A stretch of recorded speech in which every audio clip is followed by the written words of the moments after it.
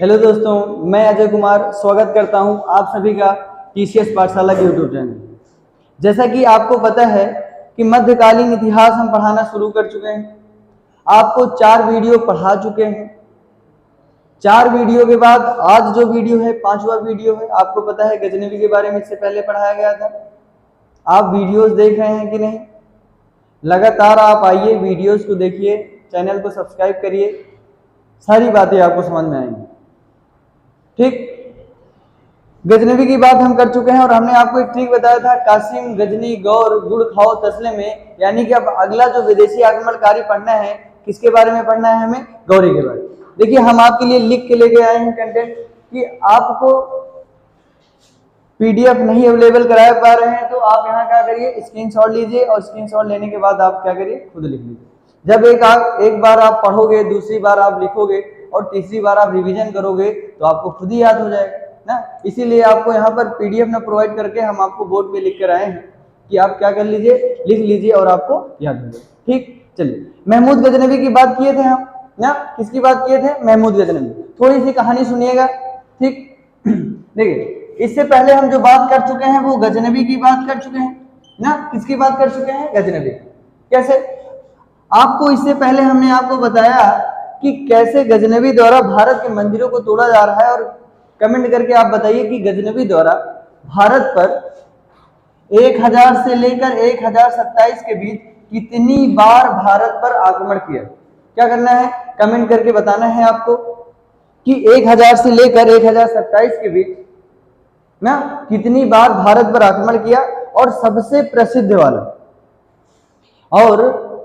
प्रसिद्ध आक्रमण कौन से वाले को माना जाता है? यानी कि आपको पता है कि 1025 में जो आक्रमण किया गया था ना, बताइएगा वो कौन से नंबर का है। ठीक, और कौन सा मंदिर था और किस राज्य में ना, कौन सी मंदिर है और किस राज्य में है, उसको आप कमेंट के माध्यम से बताइएगा जरूर। ठीक, कम से कम हमें पता तो चले आप पढ़ रहे हो। ठीक, इतनी बातें ठीक है। गजनवी की बातें कर चुके हैं। और बताइएगा, ये जो गजनवी था ये भारत पर कब आया? ये भी कमेंट करके बताओ ना। किससे लड़ाई हुई? ठीक, ये भी आपको बताना। ठीक, और वहीं जब वंशज की बात करेंगे तो ये जो गजनवी है किस वंश से था, ये भी बताइएगा। किस वंश से था? गजनवी जो था वो आपका किस वंश से था? गजनी वंश से ना। किससे था? गजनी वंश से। ठीक, अब देखिए, गजनी वंश से था। हम आपको कुछ बताना चाहते हैं, उस बात को समझिएगा। ये जो गजनवी हैं, और आज जो हम पढ़ने चल रहे हैं वो गौरी के बारे में पढ़ने चल रहे हैं, मोहम्मद गौरी के बारे में। ठीक, बताइएगा हमें आपको समझ में आ रहा है कि नहीं, कमेंट करके थम्स अप करिएगा जरूर। ये जो गजनवी है ना, आपने क्या कभी देखा कि गजनवी आक्रमण कर रहा है ना? आक्रमण कर रहा है मंदिरों पर, और आक्रमण करने के बाद ये क्या कर रहा है? मूर्तियों को, सोने चांदी को सब लेकर अपने देश चला जा रहा है कि नहीं? गौर प्रदेश जा रहा है कि नहीं? यानी कि गजनी प्रदेश, अफगानिस्तान जा रहा है कि नहीं? यानी कि लूटपाट तो कर रहा है। लूटपाट करने के बाद ये तुरंत चला जा रहा है। यहाँ पर शासन नहीं कर रहा है। कौन नहीं कर रहा है? गजनवी नहीं कर रहा। लेकिन गौरी की माइंडसेट आप देखिएगा, मोहम्मद गौरी का जो माइंडसेट है वो चाहता है कि यहाँ पर लूटपाट भी करे और यहीं पर वो क्या कर ले? शासन स्थापित कर ले। यहीं पर वो क्या कर ले? शासन स्थापित कर ले ना। समझिएगा आप, शासन स्थापित करने का मतलब क्या है? वो भारत आएगा, लड़ाई भी करेगा, लूटपाट भी करेगा और यहीं पर स्थापित होने के लिए सोचेगा। इतनी बातें कनेक्ट हुई कि नहीं? सारी बातें लिखी हुई हैं ना। हम आपको एक कहानी के माध्यम से, और आज जो कहानी हम आपको सुनाएंगे पृथ्वीराज चौहान के बारे में कहानी बताएंगे। उनकी एक प्रेम कहानी बताएंगे कि कैसे वो 1192 का जो द्वितीय तराइन का युद्ध हुआ था, कैसे वो हार गए ना। 1191 में वो तो एकदम बढ़िया से जीते ना, कोई दिक्कत नहीं था। लेकिन 1192 में ऐसा क्या हुआ? आखिर क्यों, मतलब ऐसा क्या हो गया कि उनको हार या फिर मार खानी पड़ी? किससे? मोहम्मद गौरी से। सारी कहानी एकदम बढ़िया से बताएंगे और इतने अच्छे से कहानी बताएंगे कि आपको जो लिखवाया गया है सारी बातें समझ में आएंगी। कहानी के माध्यम से पढ़ने का सिर्फ एक अच्छा तरीका यही है कि आप उसको पढ़ने के बाद आप जब किताब उठाओगे और आप पढ़ोगे तो आप कहोगे कि हाँ कुछ समझ में आ रहा है। ठीक, क्लियर हुआ? अब समझिएगा, गौरी ऐसा व्यक्ति या फिर ऐसा शासक है, ऐसा विदेशी आक्रमणकारी है जो भारत आएगा भारत पर लूट मार भी करेगा, लूटेगा, लेकिन वो क्या करेगा, शासन भी स्थापित करना चाहेगा। क्या करना चाहेगा, शासन स्थापित करना चाहेगा। कहां पर, भारत पर, और अभी शासन स्थापित भी करेगा। ठीक, आइए देखते हैं। इतनी बातें क्लियर हो गई। तराइन का युद्ध अभी बताएंगे। तराइन का युद्ध आपका दो का दोनों, तराइन का प्रथम युद्ध 1191, तराइन का द्वितीय युद्ध 1192। आपने डेट रट कर रखा हुआ, और 1194 चंदावर का युद्ध आपने रटा हुआ। लेकिन आज कहानी जानने के बाद आप कभी नहीं भूलोगे कि तराइन का प्रथम युद्ध कब था, तराइन का दूसरा कब था, किससे था, ये भी कभी नहीं भूलोगे। समझ में आया? ठीक, आगे चलिए देखिए सबसे पहले जब आप गजनबी के बारे में यानी गौरी के बारे में पढ़ना शुरू करोगे तो आप देखोगे जो गौरी का शासनकाल चलेगा वो 1175 से लेकर 1206 तक चलेगा। क्या चलेगा, 1175 से लेकर 1206 तक चलेगा। डेट पे बहुत नहीं जाना, हम खुद ही याद करवा देंगे। कहेगी यही वो शासक है जिसके जाने के बाद आपका दिल्ली सल्तनत शुरू हो जाएगा। क्या शुरू हो जाएगा, दिल्ली सल्तनत। जैसे आप पढ़ते हो ना, जीके तो सर लगती है, पता है कि नहीं, जीके तो सर लगती है, जी फॉर गुलाम वंश, के फॉर खिलजी वंश ना, बताया है ना, जीके तो सरल लगती है। यही है वो जो 1206 के बाद से आपका गुलाम वंश बनना शुरू हो जाएगा। सारी कहानी अभी क्लियर करेंगे। ठीक, आगे देखें। अब देखिए सबसे पहले अगर आप शासनकाल की बात करोगे, मोहम्मद गौरी की बात करोगे, तो आप देखोगे कि 1175 से लेकर 1206 के बीच माना जाता है।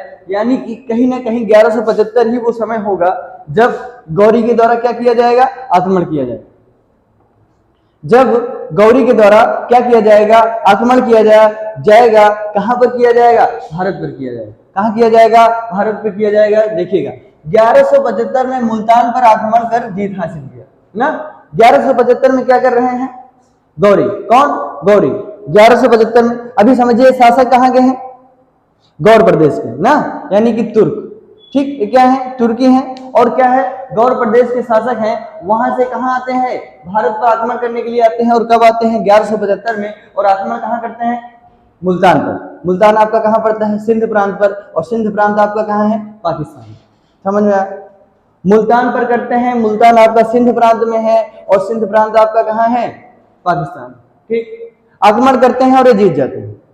आक्रमण करते हैं और ये जीत जाते हैं। और आपको पता है कि आपको पहली पहली जीत जब होती है तो आपके अंदर कॉन्फिडेंस भी आता है, और कहीं कहीं ओवर कॉन्फिडेंस भी आता है।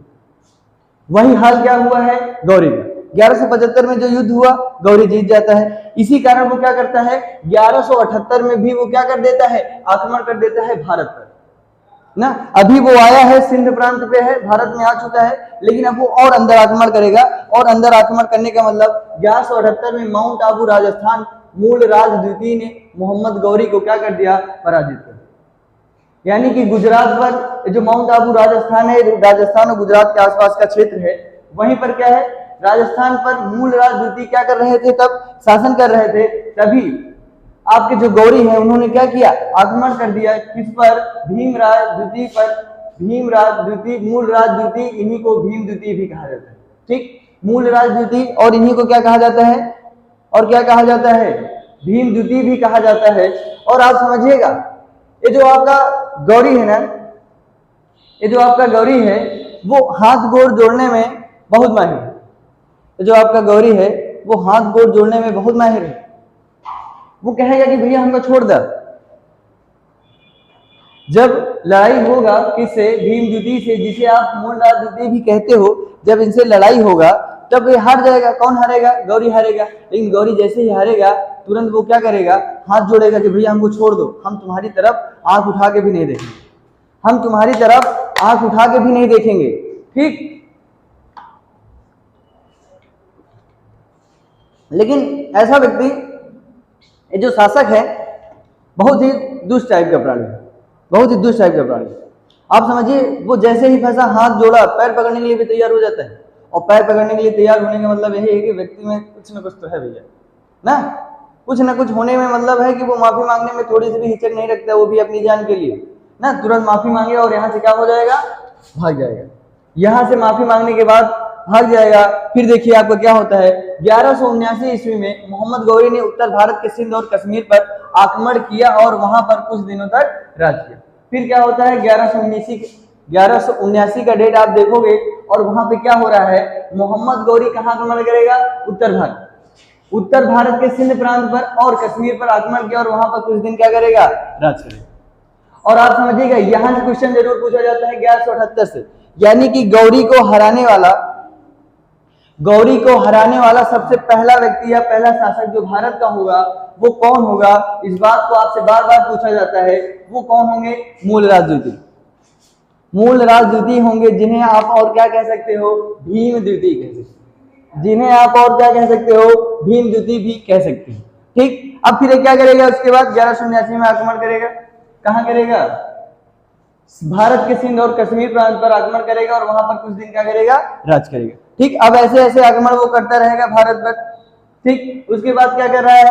उत्तर भारत में, अब देखिए उत्तर भारत में क्या कर रहा है? आक्रमण कर रहा है, यानी कि समझिए एक ऐसा समय है जब भारत पर भी तो कोई शासन कर रहा होगा। यह ऐसा दौर चल रहा है जब भारत पर भी तो कोई शासन कर रहा होगा ना। क्या कर रहे होंगे? शासन कर रहे होंगे भारत में। ये कहां से आया है? बाहर से आया है। ठीक, विदेशी आक्रमणकारी। कह रहा है जब उत्तर भारत में जब गौरी शासन कर रहा था तभी दिल्ली, अजमेर, सांभर में चौहान वंश चल रहा था। कौन सा वंश चल रहा है? चौहान वंश चल रहा है। कहां चल रहा है? दिल्ली और अजमेर में। और चौहान वंश में आपको मिलेंगे पृथ्वीराज चौहान। कौन मिलेंगे? पृथ्वीराज चौहान। कौन मिलेंगे? पृथ्वीराज चौहान। कहां मिलेंगे? कहां के शासक हैं? दिल्ली और अजमेर के। कहां? दिल्ली और अजमेर में। और वही चौहान वंश चल रहा है और यहीं पर आपको कौन मिलेंगे? पृथ्वीराज चौहान। और पृथ्वीराज चौहान के ही एक दरबारी और कवि हैं जिनका नाम है चंद्रवरदाई। और आपसे हमेशा एक क्वेश्चन पूछा जाता है, प्रश्न पूछा जाता है कि पृथ्वीराज रासो किसके द्वारा लिखी गई? आपसे हमेशा क्वेश्चन बनता है कि भैया पृथ्वीराज रासो किसके द्वारा या फिर कौन से दरबारी के द्वारा लिखा गया था? किसके द्वारा लिखा गया था? चंद्रवरदाई जो दरबारी थे। किसके दरबारी थे? पृथ्वीराज चौहान के। और पृथ्वीराज चौहान का राज या फिर शासन कहां चल रहा था? कहां चल रहा था? दिल्ली या अजमेर में चल रहा था। चलिए आइए हम थोड़ी सी कहानी देख लेते हैं। 1191 में क्या हो रहा है? तराइन का प्रथम युद्ध हो रहा है पृथ्वीराज चौहान और किसके बीच हो रहा है? मोहम्मद गौरी के बीच। 1191 में क्या हो रहा है? तराइन का प्रथम युद्ध हो रहा है। आप एकदम रख के बैठे हुए हो। और जब प्रथम युद्ध होगा तराइन का, तो तराइन में कौन? पृथ्वीराज चौहान क्या हो जा रहा है? जीत जा रहा है। कौन जीत रहा है? पृथ्वीराज चौहान। लेकिन हार कौन रहा है? मोहम्मद गौरी। हम आपको बताए थे कि गौरी एक ऐसा व्यक्ति है जो माफी मांगने में थोड़ी सी भी हिचक नहीं करता। कहते भैया हमका माफ दे दो ना, हमको क्षमा कर दीजिए, हम दोबारा आपकी तरफ आएंगे नहीं, हम आपकी तरफ देखेंगे नहीं। ऐसा व्यक्ति है वो, क्षमा मांगने में थोड़ी सी भी देरी नहीं करता। और क्षमा मांग के ही यहाँ से क्या हो जाता है? भाग जाता है। 1191 में ही जब ये हारेगा पृथ्वीराज से और ये क्षमा मांग के क्या हो जाएगा? यहाँ से चला जाएगा। क्षमा मांग दिया जाएगा, पृथ्वीराज चौहान क्षमा कर देते हैं और ये चला जाता है। लेकिन 1192 में फिर आता है और आपसे क्वेश्चन पूछा जाता है, प्रश्न पूछा जाता है कि भैया 1191 में तराइन का युद्ध जो हुआ था वो किसके किसके बीच हुआ था? कमेंट करके बताइए जल्दी। किसके किसके बीच हुआ था? पृथ्वीराज चौहान और मोहम्मद गौरी। और कौन जीता था? पृथ्वीराज चौहान। अब सुनिए आप पृथ्वीराज चौहान की एक लव स्टोरी। क्या सुनना है? प्रेम कहानी। ठीक, और इस प्रेम कहानी को जैसे ही आप समझोगे तुरंत आपको समझ में आ जाएगा कि पृथ्वीराज चौहान क्यों हारे ना। पृथ्वीराज चौहान ही एक ऐसे शासक है जो हिंदुओं के शासक के रूप में जाने जाते हैं कि हाँ बढ़िया वाले एकदम शासक है ना। अब आपको समझ में आ जाएगा कि क्या है, किसकी वजह से आखिर आपके जो तराइन का दूसरा युद्ध हुआ था कौन हार गए थे? पृथ्वीराज चौहान हार गए। देखिए पृथ्वीराज चौहान ने जीत हासिल किया। कहां पे किया? 1191 के तराइन के प्रथम युद्ध में। ठीक, और एक बात और समझे, यही वो समय है अभी पृथ्वीराज चौहान का शासन कहां चल रहा है? दिल्ली और अजमेर में चल रहा है ना। और देखिए और कह रहा है कि उत्तर प्रदेश के कन्नौज के गढ़वाल वंश पर शासन किसका चल रहा है? राजा जयचंद। उत्तर प्रदेश के गढ़वाल वंश के एक राजा हैं जिनका नाम क्या है? राजा जयचंद। देखिए राजा जयचंद भी चाहते हैं कि कहीं ना कहीं वो क्या हो? दिल्ली या अजमेर पर आकर शासन स्थापित करे। लेकिन अभी है कौन वहां पर? पृथ्वीराज चौहान। तो ऐसा पॉसिबल नहीं हो पा रहा है ना। अब समझिए कहानी कि 1192 में ऐसा क्या हुआ जिसकी वजह से तराइन का दूसरा युद्ध पृथ्वीराज चौहान हार गए। ठीक, समझिएगा। देखिए पृथ्वीराज चौहान शासक हैं। कहां के शासक हैं? पृथ्वीराज चौहान शासक हैं कहां के? दिल्ली के। दिल्ली और अजमेर के। ठीक, और एक बात और हमने आपको बताया, उत्तर प्रदेश के कन्नौज में गढ़वाल वंश का शासन कौन कर रहे हैं? राजा जयचंद। कौन कर रहे हैं? राजा जयचंद। राजा जयचंद कहाँ के राजा हैं? कहाँ के राजा हैं? कन्नौज में, ठीक, कन्नौज के हैं और गढ़वाल वंश के। ये जो राजा जयचंद हैं, इन्हीं की एक बेटी हैं, उनका नाम है संयोगिता। ये जो राजा जयचंद हैं, इन्हीं की एक बेटी है राजा संयोगिता, और ये हैं पृथ्वीराज चौहान। पृथ्वीराज चौहान और इनकी जो बेटी संयोगिता है, एक दूसरे से प्रेम करते हैं। पृथ्वीराज चौहान और ये जो संयोगिता इनकी बेटी जयचंद की हैं, एक दूसरे से क्या कर देते हैं? प्रेम करते हैं, ठीक ना। लेकिन अभी के समय में अगर आप देखो तो मेरे बाबू ने खाना खाया, पानी पिया, आप बार बार फोन करते हो, लेकिन तब ऐसा कुछ था नहीं ना। लेकिन जब यही बातें राजा जयचंद को पता चलती हैं कि हमारी बेटी किसी और से बात कर रही है ना, कि वो उनका चाह रही है कि उनका ब्याह किसी और से हो ना, तो क्या होता है? राजा जयचंद थोड़ा सा गुस्सा हो जाते हैं। राजा जयचंद गुस्सा हो जाते हैं और अपनी बिटिया से कहते हैं ऐसा कुछ नहीं होगा, जैसा मैं चाहूंगा वैसा होगा। तब इनकी बेटी संयुक्ता भी कहती है ठीक है, कोई बात नहीं पापा, आप जैसे कहोगे हम वैसे करें ना। इतनी बात होती है, और जब इतनी बात होती है तो राजा जयचंद क्या कर देते हैं? स्वयंवर रच देते हैं। क्या करते हैं? स्वयंवर रच देते हैं, और सभी आसपास के जितने भी क्षेत्र के राजा होते हैं सबको बुलाया जाता है। आसपास के जितने भी राजा होते हैं संयुक्ता से शादी करने के लिए सभी को बुलाया जाता है, लेकिन पृथ्वीराज चौहान को नहीं बुलाया जाता। लेकिन पृथ्वीराज चौहान को नहीं बुलाया जाता, तो पृथ्वीराज चौहान भी बहुत गुस्सा होते हैं कि ऐसे कैसे यार, मतलब ऐसे तो नहीं होना चाहिए ना। आपको क्या लगता है ना? अब देखिए आगे, फिर पृथ्वीराज चौहान कहते हैं ठीक है, नहीं बुलाए, लेकिन बिन बुलाए बाराती तो बन ही सकते हैं। आप हमें नहीं बुलाए, लेकिन बिन बुलाए बाराती का दूल्हे बन के आएंगे, ऐसा पृथ्वीराज चौहान कहते थे, मैं नहीं कह रहा हूँ ना, पृथ्वीराज चौहान, ठीक। फिर यही पृथ्वीराज चौहान क्या कर देंगे? आ जाएंगे यहाँ पर स्वयंवर में आएंगे और जबरदस्ती शादी कर लेंगे, किससे? संयुक्ता से, और इनको उठा के लेके चले जाएंगे। देखिए अब राजा जयचंद और गुस्सा हो जाएंगे। अभी तक तो थोड़ा बहुत गुस्सा थे, लेकिन इस पृथ्वीराज चौहान की इस काम से राजा जयचंद और गुस्सा हो जाएंगे, और यही फिर क्या कर देंगे? बुलावा करेंगे, गौरी को बुलाएंगे, गौरी से बात करेंगे, भैया गौरी, पृथ्वीराज चौहान द्वारा ऐसा ऐसा काम किया जा रहा है, जो राजा हैं दिल्ली और अजमेर के, अब आप ही हमारी सहायता कर सकते हो। और एक बात समझिएगा, और ये जो कन्नौज के राजा जयचंद है, कहीं ना कहीं चाहते थे कि ये भी क्या हो? दिल्ली पर शासन करे। बात हमने आपको बताया ना। सब्सक्राइब शेयर नहीं कर रहे हो, लाइक तो कर ही नहीं रहे हो, बस बैठे बैठे देख रहे हो। अरे भैया शेयर करो ना, और लाइक भी करो। अगर आवाज में कोई दिक्कत हो, आवाज ठीक जा रही है कि नहीं, कमेंट करके बताओ, थम्स अप करिए, ठीक, और शेयर करते रहिए। आप अकेले पढ़ोगे, ऐसा कैसे? सबको ना, सबको साथ, सबका साथ सबका विकास, आपके मोदी जी भी कहते हैं सबका साथ सबका विकास। शेयर करिए आप ना, लगातार शेयर करते रहिए। आप समझिए, आप जितना शेयर करोगे उस वजह से हमारा भी तो मोटिवेशन बनेगा, और जब हमारा मोटिवेशन बनेगा तो हम आपको अच्छा अच्छा कंटेंट लाकर आपको अवेलेबल करवाएंगे, ताकि आपकी समझ बढ़ सके, मध्यकालीन इतिहास आराम से आप पढ़ सको ना। आप समझिए, इससे पहले अगर आप क्लास ले रहे होंगे लगातार, तब आप किताब को पढ़ रहे होंगे तो आपको मजा आ रहा है, नहीं तो आप उससे पहले लूसेंट उठा लीजिए। आप भी कहोगे कि अरे सर समझ में नहीं आ रहा था तब, लेकिन अब आप जब पढ़ा रहे हैं तो मुझे समझ में आ रहा है। और अब जब आप पॉइंटर को पढ़ना शुरू कर रहे होंगे तो आपको समझ में आ रहा होगा। पॉइंटर समझना मजाक बात है क्या? लूसेंट अब आपको समझ में आएगा जब आप कहानी पता होगा, नहीं तो वैसे तो कोई भी पॉइंटर आप पढ़ लो, याद भी नहीं होगा, समझ में भी नहीं आएगा, और आप भी कहोगे पता नहीं कहां से चीजें आ गई। ठीक, अब देखो तराइन का दूसरा युद्ध जो 1192 में होगा, वो हार की वजह जो बनेंगे वो बनेंगे राजा जयचंद। कौन बनेंगे? राजा जयचंद ना। 1192 में भी क्या होगा? 1192 में तराइन का द्वितीय युद्ध पृथ्वीराज और गौरी के बीच में होगा, और इसमें कौन जीतेगा? गौरी जीत जाएंगे। कौन? गौरी जीत जाएंगे। और किसकी वजह से जीत जाएंगे? राजा जयचंद की। प्रेम कहानी आपने सुना कि नहीं ना? किसकी वजह से? गौरी की। और आपसे एक प्रश्न बार बार पूछा जाता है, आपसे एक प्रश्न बार बार पूछा जाता है कि भैया किसकी वजह से पृथ्वीराज चौहान हारे?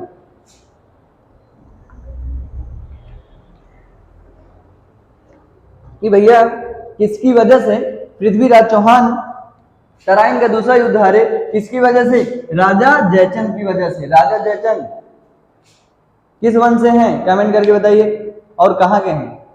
ठीक, तुरंत बताइए। उसके बाद तराइन का द्वितीय युद्ध, गौरी जीत जाता है क्योंकि जयचंद गौरी का साथ देते हैं। गौरी का साथ कौन देता है? राजा जयचंद देते हैं। उसके बाद कह रहा है 1192 में भारत में हिंदू शासन समाप्त और मुस्लिम शासन की शुरुआत हुई। कहने का मतलब यह है यही वो समय था जब पृथ्वीराज चौहान एक हिंदू शासक के रूप में जाने जाते थे, लेकिन उन्हीं की युद्ध में हार के बाद ऐसा कहा जाने लगा कि भैया अब मुस्लिम शासन की शुरुआत ठीक ठाक से हो गई। क्या कि सबसे पहले कासिम आया, फिर गजनवी आया, फिर कौन आया? गौरी आया। और गौरी क्या चाहता था कि वो शासन भी करे और उसी के साथ यहाँ से सारी चीजें लूट के भी लेके जाए। ठीक, आगे देखिए, समाप्त और मुस्लिम शासन की शुरुआत हो गई। फिर आगे कह रहा है 1192 में ख्वाजा मुइनुद्दीन चिश्ती जो एक सूफी संत थे, उनका क्या होता है? भारत पर आगमन होता है। देखिए ना, अब मुसलमान यहाँ पर आ गए हैं तो सूफी संत तो आएंगे ही, मुस्लिमों को बढ़ावा, इस्लाम धर्म को बढ़ावा दिया जाने लगा। तो अब क्या होगा? 1192 ईस्वी में ख्वाजा मुइनुद्दीन चिश्ती, जिन्हें सूफी संत भी कहा जाता है, का भारत में क्या हो रहा है? आगमन हो रहा है। आगे देखिएगा, आगे कह रहे हैं कि दरगाह अजमेर शरीफ, जो दरगाह अजमेर शरीफ है वो किसकी है? ख्वाजा मुइनुद्दीन चिश्ती की कब्र है और वो कहाँ है? अजमेर में ही। ठीक, और अजमेर में होने की ही वजह से आपसे पूछा जाता है कि भैया जो अजमेर है उसकी स्थापना किसके द्वारा की गई ना? आपसे बार बार पूछा जाता है कि जो अजमेर है उसकी स्थापना किसके द्वारा की गई थी? और अजमेर की जो स्थापना की गई थी वो राजा अजय राज द्वारा की गई। किसके द्वारा की गई थी? राजा अजय राज द्वारा दी गई। ठीक, आगे देखिए, आगे कह रहा है 1193 ईस्वी में गौरी ने दिल्ली को अपनी राजधानी बनाया। और आपसे एक प्रश्न बार बार पूछा जाता है कि भैया गौरी ने दिल्ली को राजधानी कब बनाया? तो 1193। अब समझिए एक कहानी और, 1194 तो बताना भूल ही गया मैं आपको। चंदावर का तराइन का प्रथम, तराइन का द्वितीय समझ में आया कि नहीं? देखो 1194 में क्या, देखिए जो गौरी हैं, गौरी अभी दिल्ली पर स्थापित हो चुके हैं ना, दिल्ली पर शासन करना शुरू कर दे रहे हैं। क्या है कि 1193 में गौरी दिल्ली को क्या कर रहे हैं? अपनी राजधानी बना रहे। एक दिन क्या होता है कि गौरी सोते रहते हैं और इनको सपने में कुछ बातें आती हैं, फिर सो के उठते हैं तो इनको एक बात समझ में आती है कि भैया जो राजा जयचंद हैं, जब वो अपने दामाद को मरवा दिए, यानी कि पृथ्वीराज चौहान को मरवा दिए, अपने बिटिया के पति को मरवा दिए, तब ऐसा भी तो हो सकता है कि वो हमको भी मरवा दे ना। समझिएगा, गौरी यानी कि जयचंद ने गौरी की सहायता की और पृथ्वीराज चौहान को मरवा दिया ना। ठीक, अब देखो, और वही गौरी क्या सोच रहा है कि भैया राजा जयचंद जब अपने दामाद को नहीं छोड़े, शासन करने के लिए अपने दामाद को नहीं छोड़े, अपने बेटी की पति को नहीं छोड़े, तो ऐसा हो सकता है कि वो हमको भी मार दे ना। ऐसा इसीलिए तो गौरी ने क्या किया? गौरी ने एक युद्ध ललकार दिया और जो युद्ध हुआ 1194 में, जिसे आप बार बार कहते हो कि वो क्या था? चंदावर का युद्ध। अब आप हमें बता दोगे कि नहीं किसके किसके बीच हुआ था? अब हमें आप बता दोगे कि नहीं किसके किसके बीच हुआ था चंदावर का युद्ध? बताइए जल्दी। राजा जयचंद और गौरी के बीच ही क्या हुआ था? चंदावर का युद्ध हुआ था। और इसमें जीता कौन था? कौन जीता था? चंदावर के युद्ध में राजा जयचंद हार गए थे और गौरी जीत गए। समझ में आया कि नहीं ना? गौरी और जयचंद के बीच हुआ था, 1194 में हुआ था, जिसमें गौरी जीत गए थे और राजा जयचंद हार गए। ये भी एक हिंदू शासक के रूप में जाने जाते थे, लेकिन इनकी वजह से पृथ्वीराज चौहान की मृत्यु हुई और फिर उसके बाद राजा जयचंद भी खुद ही हार गए। और इस युद्ध में गौरी ने राजा जयचंद को पराजित कर दिया और क्या कर दिया? मार दिया। मोहम्मद गौरी का दामाद और गुलाम कुतुबुद्दीन ऐबक। देखिए, अब बात होगी मोहम्मद गौरी की ना। और मोहम्मद गौरी की हमने आपसे एक बात की है कि मोहम्मद गौरी एक ऐसा व्यक्ति है, एक ऐसा शासक है जो भारत पर भी शासन करना चाहता है और कहाँ? गौर प्रदेश पर भी। कहाँ? गौर प्रदेश पर भी शासन करना चाहता है। अच्छा एक बात बताइएगा, क्या अगर आप सरकारी नौकरी करना चाहते हो तो एक ही साथ दो सरकारी नौकरी कर लोगे क्या? आप सरकारी नौकरी करना चाहते हैं तो एक ही साथ क्या 2 नौकरी साथ में कर लोगे क्या? ना, ऐसा पॉसिबल नहीं है। ऐसा इसलिए यहाँ भी कहा जाता है कि आपको अगर शासक बनना है, शासन करना है, तो आप एक ही जगह करिए। बार बार कहें आप यहाँ वहां टहल रहे हैं, आप यहाँ कभी वहां कभी यहाँ कभी वहां, जब आप ऐसा शासन करोगे तो क्या आप कर पाओगे क्या? नहीं कर पाओगे ना। आगे देखिएगा, मोहम्मद गौरी का दामाद और गुलाम कौन था? कुतुबुद्दीन ऐबक। और यही वो कुतुबुद्दीन ऐबक होगा जो बाद में क्या होगा? जो बाद में क्या करेगा? गुलाम वंश का संस्थापक कहलाएगा। कौन कहलाएगा? कुतुबुद्दीन ऐबक। देखिए गौरी के प्रमुख 4 गुलाम थे ना, गौरी के प्रमुख 4 गुलाम थे। पहला कुतुबुद्दीन ऐबक, दूसरा यलदौज, तीसरा कुवाचा, चौथा मोहम्मद बिन बख्तियार खिलजी। इनके बारे में सिर्फ इसलिए बताया गया है कि जब गौरी गौड़ प्रदेश चला जाता था, क्या है कि आपको पता है कि वो भारत में भी शासन करना चाहता था, और कहाँ? गौड़ प्रदेश पर ना। इसीलिए गौरी के प्रमुख 4 का नाम इसलिए लिया गया है कि जब वो गौड़ प्रदेश चला जाता था तो जो कुतुबुद्दीन ऐबक है ना, जो कुतुबुद्दीन ऐबक है, ये क्या किया करते थे? यही यहाँ का राजकाज देखा करते थे ना। कौन देखा करता था? कुतुबुद्दीन ऐबक। ठीक, दूसरे यलदौज, तीसरे कुवाचा, चौथे मोहम्मद बिन बख्तियार खिलजी। आगे देखिए, आगे कह रहा है कि 1194 गौरी ने ऐबक को रुकिएगा, सॉरी, आपको पढ़ाने की ऐसी लगन की क्षमा चाहते हैं। आगे देखिए, 1194 में गौरी ने ऐबक को भारत की गद्दी को देकर गौड़ प्रदेश लौट गया। कहाँ लौट गया? गौड़ प्रदेश लौट गया। कब लौट गया? 1194 में। और फिर गौड़ प्रदेश लौट गया, लेकिन रास्ते में खोखर जनजाति जाट ने गौरी की हत्या कर दी। खोखर जनजाति ने क्या कर दिया? जाट की हत्या कर दी। ठीक, 1194 में जा रहा था और जाट की हत्या कर दी। जाटों ने हत्या कर दी किसकी? गौरी। ठीक, आगे देखिए, आगे कह रहा है कुतुबुद्दीन ऐबक ने सबसे पहली मस्जिद का निर्माण कराया। अभी जब गुलाम वंश को पढ़ेंगे, जब 1206 में ही आपका गुलाम वंश की शुरुआत होगी ना, तो वहां पर सारी बात करेंगे। यहाँ कुछ फैक्ट है, आप देख लीजिए। कुतुबुद्दीन ऐबक ने सबसे पहली मस्जिद का जो निर्माण कराया उसका नाम होगा कुव्वतुल इस्लाम। जो मस्जिद कहाँ है? आपकी दिल्ली में। आपसे बार बार क्वेश्चन पूछा जाता है, कुव्वतुल इस्लाम मस्जिद कहाँ है? कहाँ है? दिल्ली में है। किसके द्वारा बनाया गया है? कुतुबुद्दीन ऐबक द्वारा, जो गुलाम वंश के पहले संस्थापक। दूसरा है दूसरी मस्जिद अजमेर में बनवाई गई, 2.5 दिन का झोपड़ा।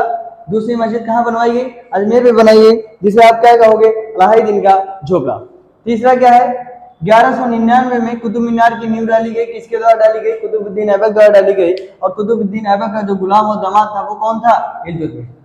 कौन था? इल्तुतमिश था। 1206 में क्या होती है? गौरी की मृत्यु हो जाती है। और गौरी की मृत्यु के बाद ही 1206 में गौरी की मृत्यु हो जाती है, और गौरी की मृत्यु के बाद ही लाहौर की जनता के कहने पर हिंदुस्तान का शासन मिल जाता है। किसको? कुतुबुद्दीन ऐबक को मिल जाता है।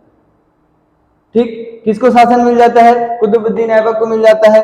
आप यहाँ स्क्रीनशॉट ले लीजिए, नहीं तो आप शुरुआत में स्क्रीनशॉट लिए थे कि नहीं? आप शुरुआत में स्क्रीनशॉट लिए थे कि नहीं? आप स्क्रीनशॉट ले लीजिए, हम साइड हो जा रहे हैं ना। स्क्रीनशॉट ले लीजिए, समझ में आ रहा है, जाना कहीं नहीं है। आप वीडियो में, जब आपने वीडियो शुरुआत किया है, जब से चल रहा है, अभी वीडियो खत्म हो जाएगा तो आप उसको पीछे करिएगा, फिर उसके बाद आप क्या करिएगा? स्क्रीनशॉट ले लीजिएगा ना। नहीं तो आप देखिए, अगर समझ में आ रहा है, आ रहा होगा, आप स्क्रीनशॉट ले लीजिए। ले लिया आप लोग स्क्रीनशॉट? ले लीजिए। तो इरेज करके हम आपको कुछ बताना चाहते हैं। कुछ बताने का मतलब यह है कि अभी चैप्टर आपका चल ही रहा है, अभी हम आपको जो पढ़ा रहे हैं उसी में से कुछ पढ़ाना है आपको कि कैसे गुलाम वंश का स्थापना होगा। ले लिया आप लोग स्क्रीनशॉट? स्क्रीनशॉट हो गया आपका?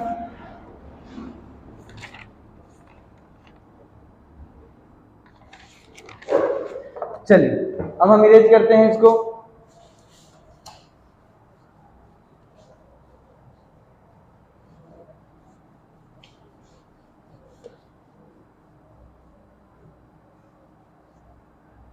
चलिए देखिएगा, अभी आपने क्या देखा कि 1206 में किसकी मृत्यु हो जा रही है? 1206 में किसकी मृत्यु हो जा रही है? गौरी की मृत्यु।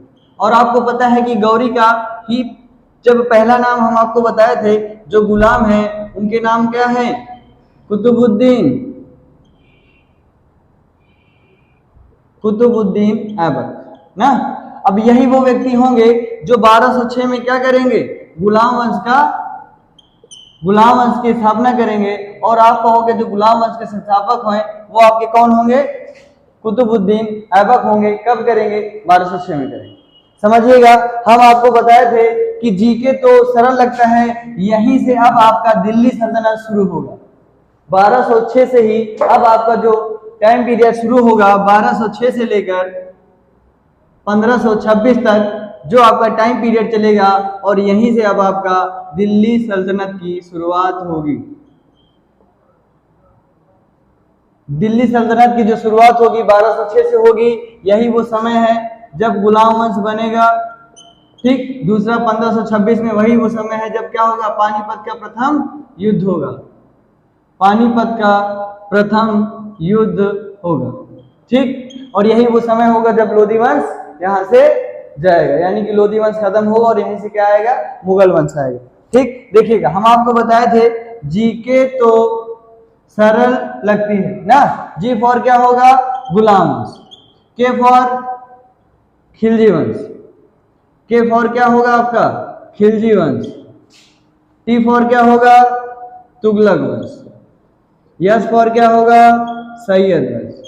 यल फॉर क्या होगा, लोधी वंश। और लोधी वंश ही आपका सबसे अंतिम वंश होगा, किसका, दिल्ली सल्तनत का। और आपसे पूछा जाता है कि सबसे पहला वंश कौन सा होगा, कौन सा होगा, गुलाम वंश।